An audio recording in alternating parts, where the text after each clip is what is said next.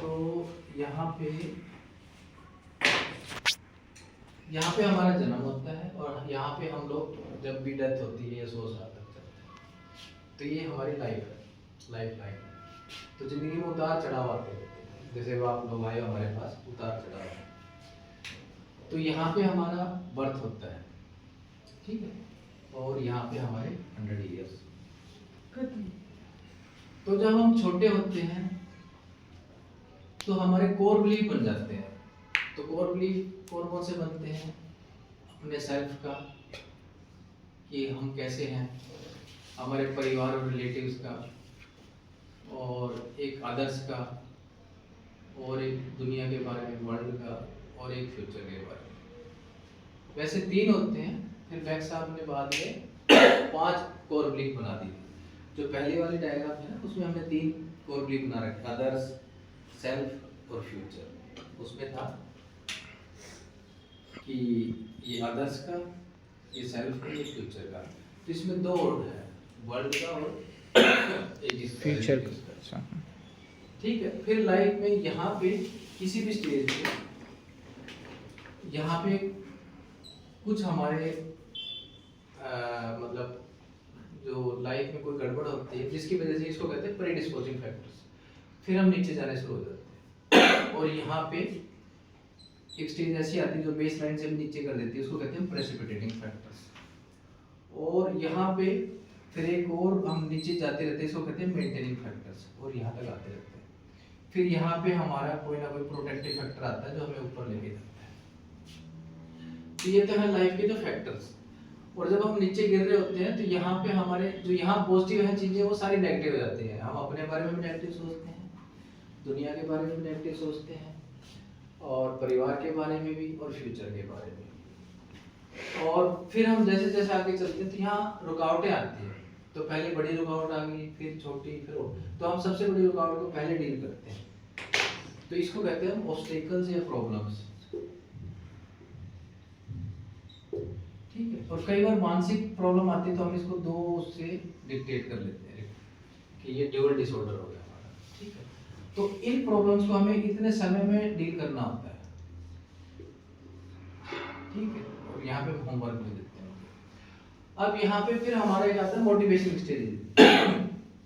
Motivation की कौन सी stage है? पहले आती है प्री कंटेम्पलेशन, नंबर 1। जब बंदा सोच भी नहीं रहा होता कि उसने बदलना है कि नहीं बदलना। फिर दूसरी स्टेज आती है कंटेम्पलेशन की। तब वो सोचता है कि मैंने बदलना है या नहीं बदलना, तो प्लस माइनस हो जाता है, एम्बिगुअस स्टेट में होता है। और तीसरी यहाँ स्टेज आती है डिसीजन की। तब वो फैसला लेता है कि मैंने बदलना है। और चौथी स्टेज यहाँ है जब वो एक्शन लेता है। और 5वीं स्टेज फिर उसकी ये मेंटेनिंग स्टेज होती है, यहाँ पे आ जाती है। अगर यहाँ पे कोई गड़बड़ होती है तो फिर ये दोबारा रिलैप्स या रिकरेंट में चला जाता है। अब अगर हम किसी से पूछते हैं कि उसकी एस्पिरेशन क्या है, तो एस्पिरेशन यहाँ से शुरू होकर यहाँ चली जाती है। तो ये लाइफ की एस्पिरेशन होती है। जैसे कोई मरने वाले से पूछते हैं, वो कहेगी मुझे कुछ दिन और मिलने हैं। जैसे आपकी मम्मी से पूछें, वो कहेगी ये लड़की हमारी ठीक हो जाएगी। आपसे पूछें तो आप ये देख सकते हैं, है ना। आप तो हर एक की एस्पिरेशन अलग अलग है। और यहाँ पे जब ये नीचे आ जाता है बंदा, तो हर एक की गोल सेट हो जाते हैं। किसी का गोल यहाँ पहुँचना है, किसी का यहाँ, किसी का यहाँ, किसी का यहाँ, किसी का यहाँ। तो हमारे छोटे छोटे भी गोल हो सकते हैं। जैसे पहला गोल आज यही था कि अस्पताल जाना है, दवाई मिल जाए, डॉक्टर मिल जाए, है ना, पैसे मिल जाए। आपका ये गोल हो सकता है कि आप टाइम पे पहुंच जाओ यहाँ, है ना, लेट ना हो जाए, फिर शाम को बारिश ना हो रास्ते में। तो हर एक के छोटे छोटे गोल होते हैं। गोल डिस्टेंट गोल भी हो सकते हैं, दूर के भी, रिस्की गोल भी हो सकते हैं। कई बार जैसे आजकल के बच्चे रिस्की गोल करते हैं कि ये करना वो नहीं करना। और हम यहाँ पे क्या करते हैं कि जैसे आप आते हो तो हम सबसे पहले मूड चेक करते हैं पेशेंट का, फिर उसको साइको एजुकेशन देते हैं, उसको बताते हैं कि बीमारी ऐसे होती है, ऐसे होती है। फिर हम उसको छोटे छोटे होमवर्क देते हैं यहाँ पे, और ये हम उससे प्रॉब्लम पूछते हैं जिसको हम एजेंडा कहते हैं। और ये लाइफ के एस्पिरेशन पूछते हैं। फिर उससे उसके गोल निर्धारित करते हैं, भी ये आपके गोल है।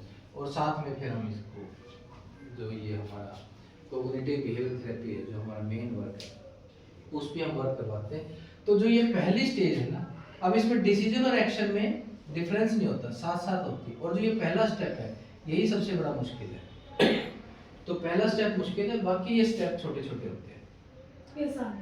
हाँ, तो जैसे छत पे 17 सीढ़ियाँ होती है, तो हमने 17 स्टेप यहाँ रखे, 17 यहाँ। तो जो यहाँ से यहाँ तक नीचे है इसको हम बिहेवियर थेरेपी कहते हैं, कि यहाँ उसका माइंड कम चलता है। और यहाँ से ऊपर तक है जो, इसको कहते हैं कोग्निटिव थेरेपी, कि यहाँ उसका माइंड चल रहा है। अब जैसे कोई शराब पीता है, नशा करता है, तो उसका जो आईक्यू लेवल है वो भी डाउन हो जाता है, तो समझ नहीं पाता। तो हम उसको बिहेवियर थेरेपी में वर्क कराते हैं कि ये काम कर लो आप। उसको एक्टिविटी चार्ट दे देते हैं, पाई चार्ट दे देते हैं, उसको एक्टिविटी शेड्यूलिंग करवाते हैं, भी आपने सुबह इतने बजे उठना है, ये काम करना है ना। असर्टिव कम्युनिकेशन टेक्निक उसको कहते हैं, भी ऐसे ऐसे बात करनी है। यहाँ पे हम उसको और हाई लेवल की वो कराते हैं, उसको कहते हैं कि अपने अपने विचार नोट करो, नेगेटिव विचार कैसे आ रहे हैं, फिर उसको हम उसको चैलेंज करवाना सिखाते हैं उसको। तो ये या प्रॉब्लम सॉल्विंग, जैसे ये प्रॉब्लम है उसको बताएंगे कि जो बड़ी प्रॉब्लम उसको पहले सॉल्व कर लो, छोटी उसको बाद में, और छोटी को बाद में। तो ये एक मेजर है। और दूसरा इसमें हम वो जो ये जो डायग्राम बनाई थी उसमें एक प्रॉब्लम फोकस थी। प्रॉब्लम को बड़ा ना मानो आप, तो उसको प्रॉब्लम को बड़ा मान के चलता है।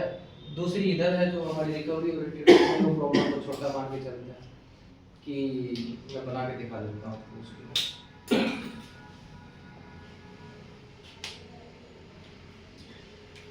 यहाँ पे ये अपने आप को छोटा समझता है, अपनी एबिलिटी को भी छोटा समझता है, और जो अपने लाइफ का जो पर्पस है उसको भी छोटा समझता है, और जो फैमिली और सोसाइटी को भी बड़ा छोटा समझता है, और जो समस्या है उसकी जो लाइफ की, उसको ये बहुत बड़ा समझ लेता है। लाइफ की जो मेरी समस्या है वो, हाँ, तो इसको हम कहते हैं ट्रेडिशनल। तो ये ट्रेडिशनल सीबीटी है हमारी। और इधर हम रिकवरी ओरिएंटेड करते हैं, अपने आप को भी बड़ा समझता है, अपनी समस्या को, अपने एबिलिटीज को भी बड़ा अच्छा समझता है, अपने जो लाइफ का भी पर्पस मेरा बहुत बड़ा है, और अपने जो फैमिली और सोसाइटी को भी सोचता है कि बहुत साथ दे दिए, और अपनी समस्या को भी बड़ा छोटा समझता है, कुछ भी नहीं है, टाइम के हिसाब से ठीक हो जाएगी। और इसको कहते हैं हम CTR, रिकवरी ओरिएंटेड CBT। जैसे आपके पेरेंट्स हैं, वो समझते हैं कि भाई बच्चे अभी इनको समस्या का पता ही नहीं है।